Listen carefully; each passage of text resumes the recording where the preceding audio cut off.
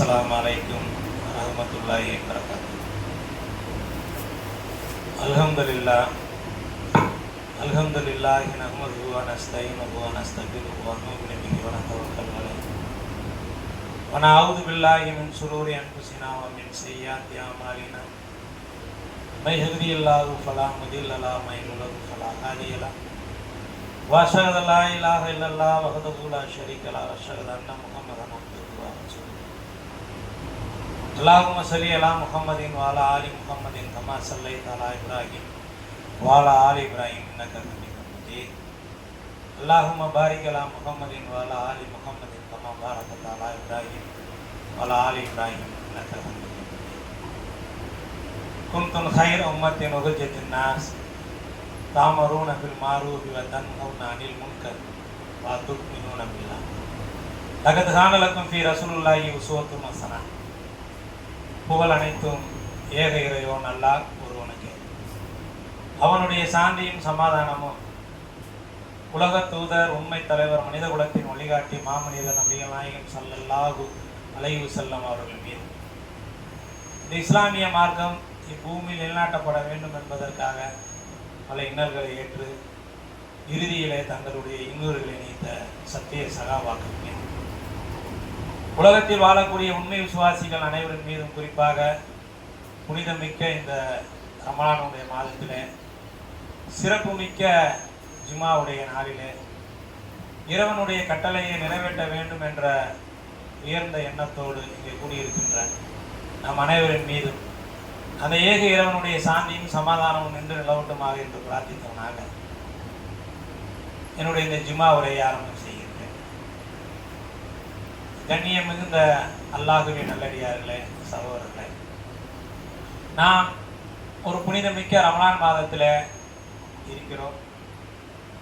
ரமலான் மாதத்தினுடைய நிகழ்வுகள், ரமலான் மாதத்தினுடைய சிறப்புகளை நாம் பல பயான்களில் பிரசங்கத்தில் கேட்டுள்ளோம்.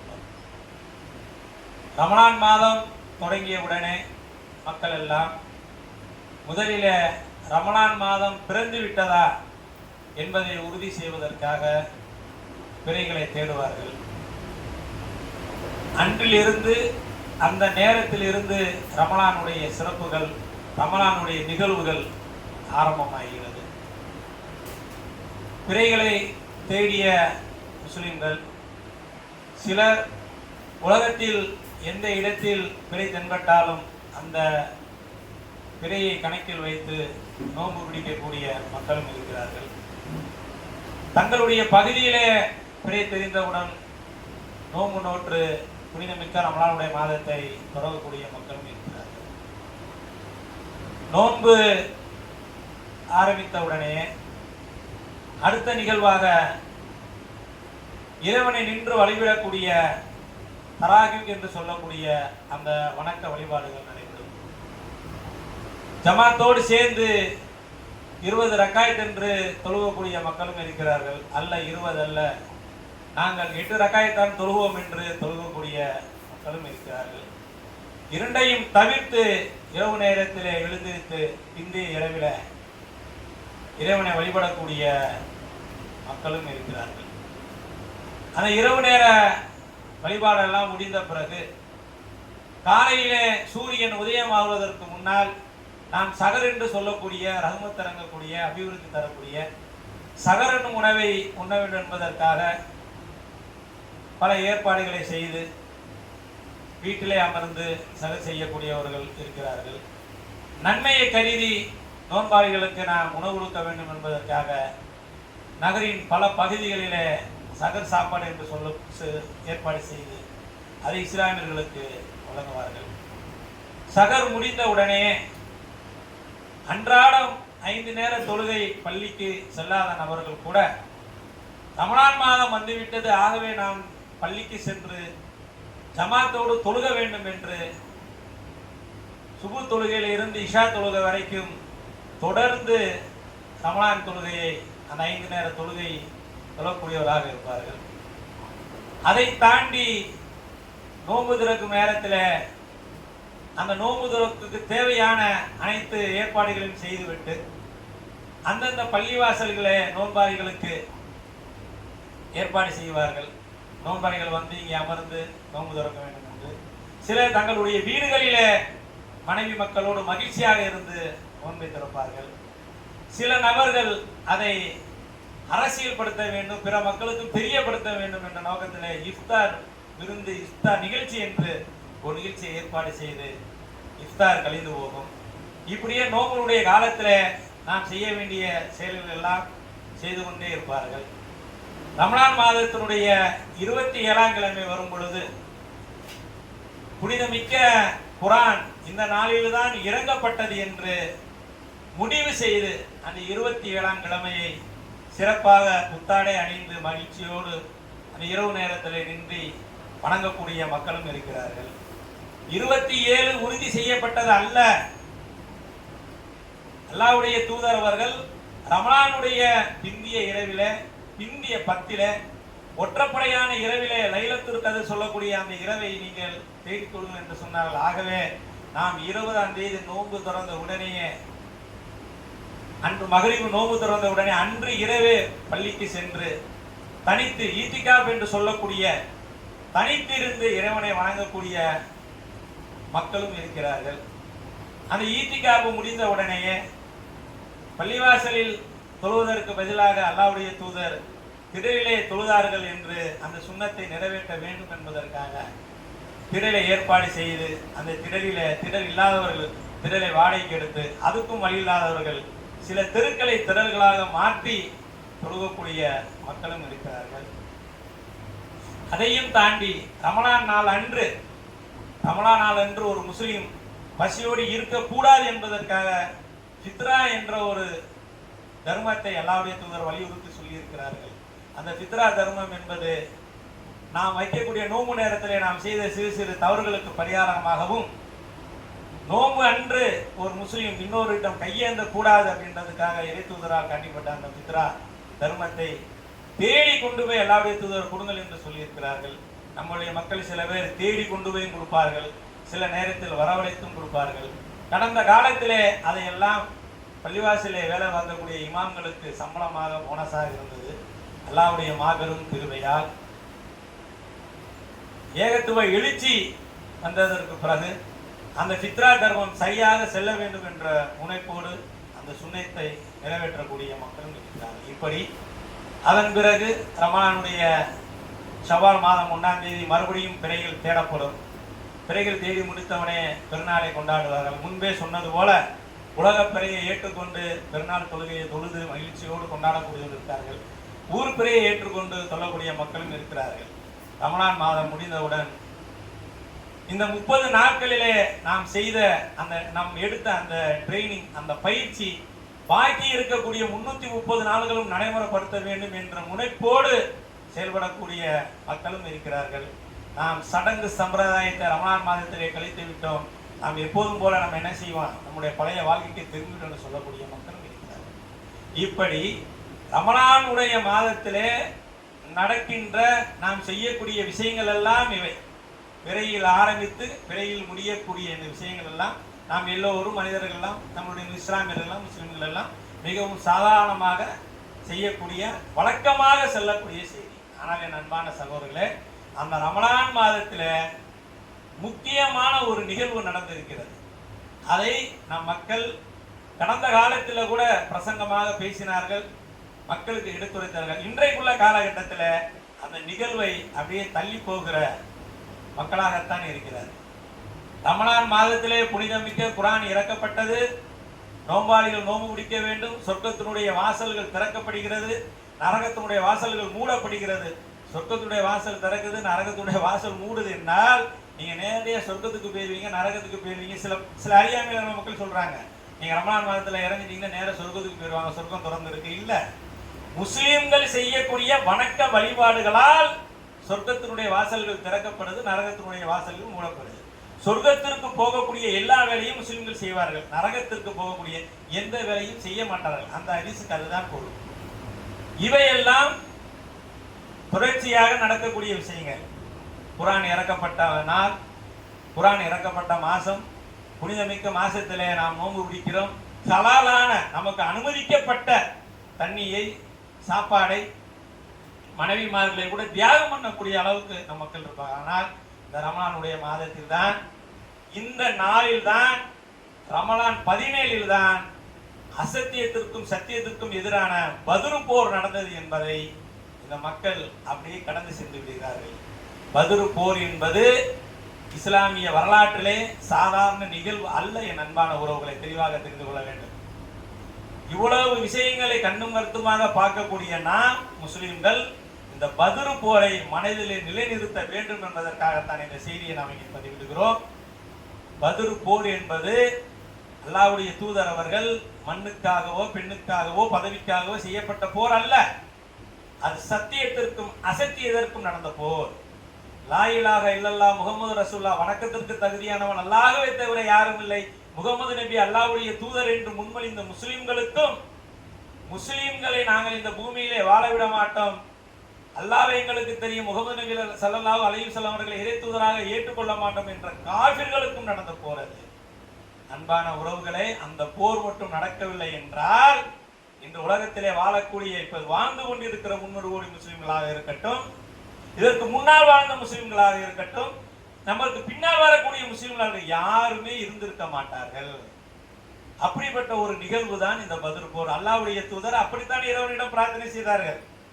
நாங்கள் எண்ணிக்கை குறைவாக இருக்கிறோம், எண்ணிக்கை அதிகம் கொண்ட மக்களாக இருக்கிறார்கள், எங்களுக்கு படைபலம் இல்லை, 1000 தளவாடங்கள் இல்லை, நாங்கள் நோம்பு பிடித்த மக்களாக இருக்கிறோம். யார் அப்பா, யார் அப்பே, இந்த கூட்டத்தை நீ அழித்து விட்டால், எங்களுக்கு வெற்றியை நீ தராமல் விட்டு விட்டால், உன்னை வணங்கக்கூடியவர் இந்த பூமியில இருக்க மாட்டார்கள் என்று அல்லாஹ்வுடைய தூதர் அழுது துஆ செய்தார். அந்த நிகழ்வு மட்டும் நடக்கவில்லை என்றால் நாம் இங்கே முஸ்லிம்களாக இருக்க மாட்டோம். முஸ்லிம்களாக இருப்பதனுடைய தகுதி, அதனுடைய சிறப்பு, மறுமை நாளுடைய வாழ்க்கை, அதெல்லாம் நாம் அறிந்ததுதான். நாமே முஸ்லிம்களாக இருக்கோம் என்று நம்ம பழைய நிகழ்வை அறிந்ததுதான். நாம் முஸ்லிம்களாக இருந்திருக்க மாட்டோம். அப்படிப்பட்ட அந்த பத்ரு போர் இன்றைக்கு நடந்த நாள் தான். உலக பிறையை கணக்கிட்டு நோம்பு பிடிப்பவர்களுக்கு இன்று ரமலான் 17. இந்த நாளில் தான், இந்த நேரத்தில் தான் அந்த பத்ரு போர் நடைபெற்றது. என் மக்கள் சரியாக எல்லா விடயத்தையுமே சரியாக செய்யக்கூடியவர்கள். இந்த பத்ரு போர் நமக்கு கொடுக்கக்கூடிய படிப்பு என்ன? அது எதற்காக நடந்த போர்? அது மக்காவில் இருந்து மதீனாவுக்கு ஹிஜ்ரத் செய்கிறார்கள் முஸ்லிம்கள். ஒரே ஒரு இறைவனை வணங்க வேண்டும், எந்தவித தங்கு தடையும் இல்லாமல் வணங்க வேண்டும், இறைத்தூதர் நபிகள் நாயகம் ஸல்லல்லாஹு அலைஹி வஸல்லம் இருக்க வேண்டும் என்பதற்காக தன்னுடைய சொந்த வீடு, வாசல், சொத்து, சுகம் அனைத்தையும் விடுத்து ஹிஜ்ரத் செய்கிறார்கள் முஸ்லிம்கள். அவர்கள் ஹிஜ்ரத் செய்ததுக்கு அப்புறம் அவர்களுடைய நிலங்களை, நம்முடைய இடங்களை காஃபிர்கள் அபகரித்துக் கொள்கிறார்கள். அது ஒரு காரணம். இரண்டாவது காரணம், ஒரு மிகப்பெரிய வணிக கூட்டம் சென்று ஒரு பொருளாதாரத்தை ஈட்ட போகிறது. அந்த பொருளாதாரத்தை ஈட்டினால் அவர்கள் இஸ்லாமியர்களுக்கு எதிராக போர் தொடுப்பார்கள். அதனால் அந்த வணிக கூட்டத்தை நம்ம பாதியிலே நிறுத்த வேண்டும் என்ற 2 காரணத்துக்காகத்தான் அந்த பத்ரு போர் நடந்தது. முக்கியமான நிகழ்வு முஸ்லிம்களை காப்பாற்ற வேண்டும் என்பதற்காகத்தான். அப்படிப்பட்ட அந்த பத்ரு போர் நமக்கு கொடுக்கக்கூடிய படிப்பினை என்ன? இது தீமைக்கும் நன்மைக்கும் நடந்த போர். இந்த போரிலே முஸ்லிம்கள் ஜெயிக்கவில்லை என்றால், வெற்றி பெறவில்லை என்றால் முஸ்லிம்கள் இருந்திருக்க மாட்டார்கள்.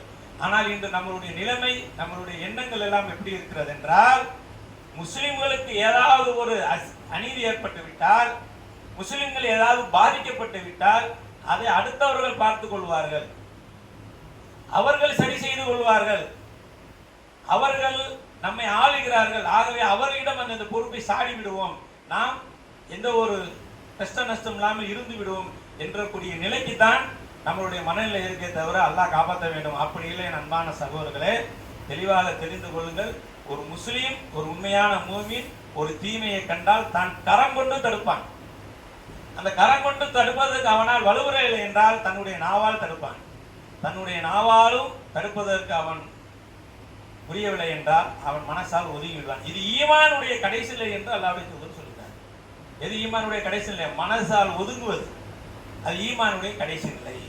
நாவால் தடுக்க முடிந்தால் நாவால் தடுக்கணும். கரத்தால் உங்களால் தடுக்க முடிந்தால் கண்டிப்பாக கரத்தால் தடுக்க முடியும். கரத்தால் தடுக்கும் பொழுது ஆட்சி அதிகாரம் தேவை என்பது தேவையில்லாத வார்த்தை. அதிகாரம் இருந்தாலும் இல்லை, அவர் அல்லாஹ்வுடைய தூதர் தீமையை கரத்தால் தடுக்கும் பொழுது அவர்களுடைய ஆட்சி அதிகாரம் இல்லை. அப்ப நம்ம என்ன நினைக்கிறோம்? நம்முடைய மனநிலை என்ன இருக்கு அப்படின்னா, எல்லா விஷயத்தையும் கண்ணும் கருத்துமாக பார்க்கக்கூடிய நம்ம இந்த போராட்டம், இந்த போர் அப்படின்னு வரும்பொழுது அதை நம்ம கடந்து போயிடணும். அன்னைக்குள்ள காலகட்டங்கள் வேறு, இன்னைக்குள்ள காலகட்டங்கள் வேறு. நாம் சிறுபான்மை மக்களாக இந்த நாட்டிலே வாழ்கிறோம்.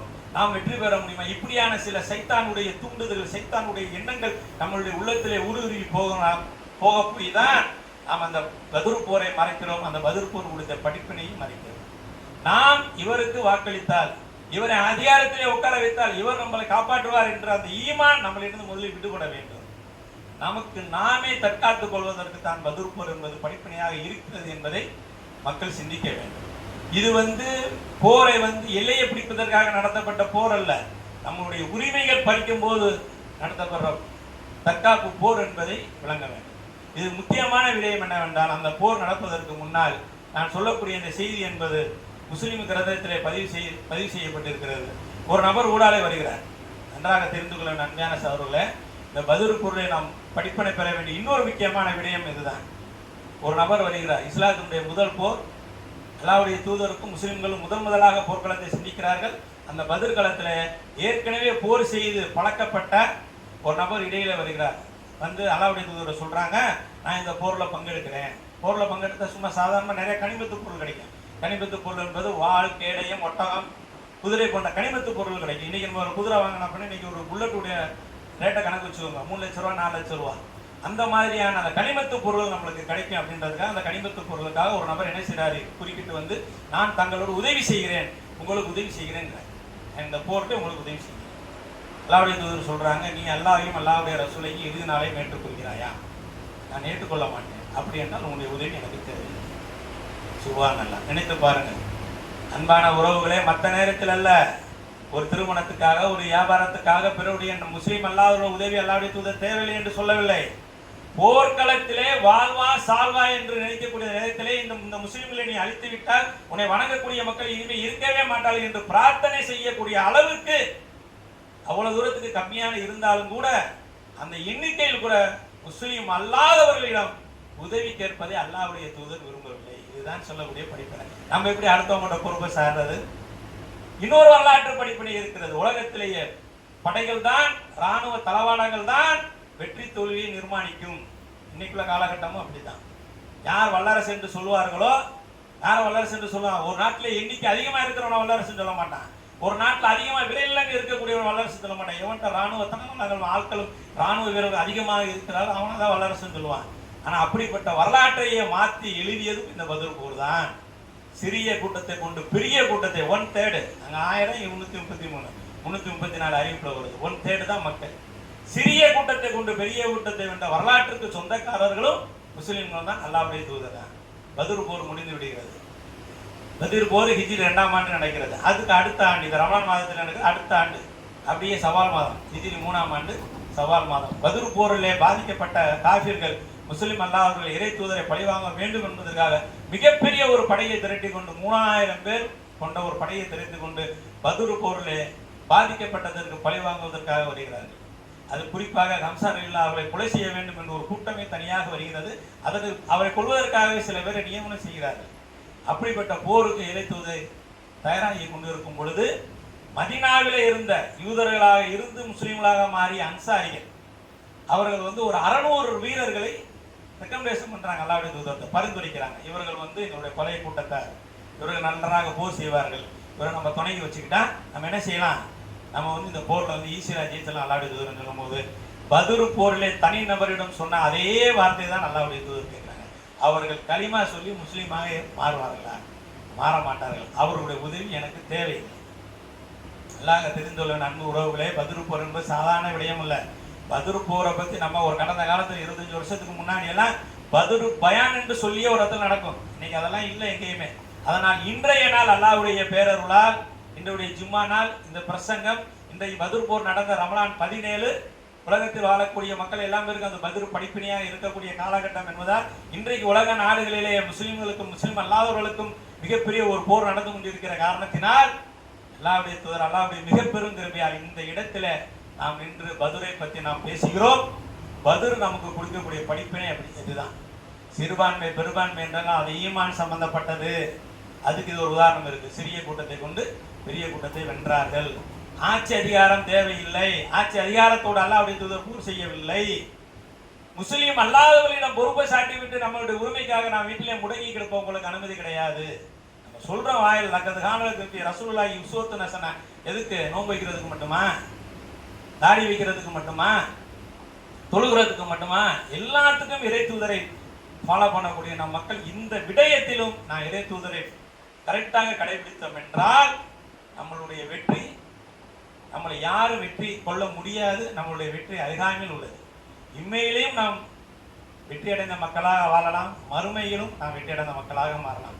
அந்த பத்ர் போருடைய படிப்பினையை சொல்லக்கூடிய நானும் கேட்கக்கூடிய நீங்களும் அந்த படிப்பினையை பெற்று அதை நடைமுறைப்படுத்த மக்களாக நீங்கள் நான் ஆக வேண்டும் என்ற பிரார்த்தனையோடு இந்த ஜும்மாவுடைய முதல் உரையை நிறைவு செய்கிறேன்.